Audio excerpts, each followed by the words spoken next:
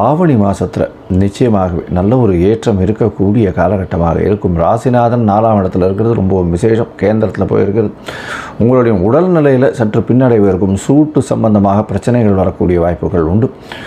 அதை தவிர பார்த்தாலேனால் உங்களுடைய தாயின் உடல்நிலையில் நல்ல ஒரு ஏற்றம் இருக்கக்கூடிய காலகட்டம். தந்தையின் உடல்நிலையில் சற்று பின்னடைவு இருக்கக்கூடிய வாய்ப்புகள் உண்டு.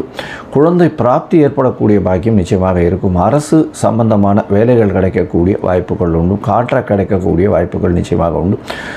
அதை புது கடன் வாங்கக்கூடிய வாய்ப்பு உண்டு. புதுசாக வீடு வாங்கிறதுக்கோ வீட்டின் மூலியமாக கடன் வாங்கக்கூடிய வாய்ப்புகள் நிச்சயமாக இருக்கும். கூட்டுத் தொழிலில் ரொம்பவும் ஜாகிரதையாக இருக்கிறது நம்ம நல்லது.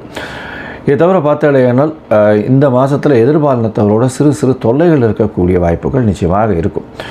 மொத்தத்தில் பார்க்கும்பொழுது இந்த மாதத்தில் உங்களுக்கு சந்திராஷ்டம நாட்கள் அப்படின்றது இந்த மாதம் 28/8 30/8/2025 வரலும் உங்களுக்கு சந்திராஷ்டம நாட்கள். சந்திராஷ்டமம்னா உங்களுடைய ராசிக்கு 8ஆம் இடத்துல சந்திர பகவான் மறைந்து இருக்கக்கூடிய காலத்தை சந்திராஷ்டமம்னு சொல்கிறோம்.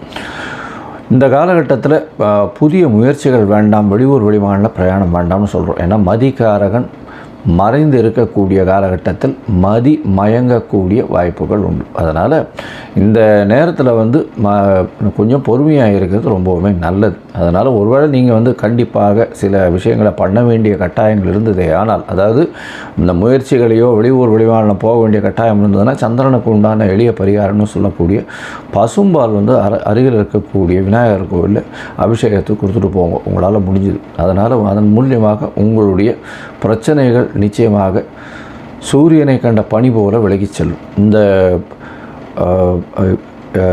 மீனராசிக்காரர்கள் பார்த்தீங்கன்னா அதுவும் இம்போர்ட் எக்ஸ்போர்ட் பிஸ்னஸ் பண்ணுறவங்க, கடல் வாழ் பிராணிகளின் வியாபாரம் பண்ணுறவங்க, அதை தவிர பார்க்கும்பொழுது இந்த மீனராசிக்காரர்கள் இந்த எழுத்து பணியில் இருக்கிறவங்க, இந்த ப்ரொஃபஸர்ஸு, டீச்சர்ஸு, இவங்களுக்கெல்லாம் நல்ல ஒரு ஏற்றம் இருக்கக்கூடிய காலகட்டமாக அமைய போகிறது. இந்த மாதத்தில் நீங்கள் அருகில் இருக்கக்கூடிய நாமக்கல் ஆஞ்சநேயரை போய் வணங்கிட்டு வர்றது ரொம்பவுமே நல்லது. அது ஒரு பெரிய ஏற்றத்தையும் மாற்றத்தையும் உங்கள் வாழ்வில் நிச்சயமாக கொடுக்கும்.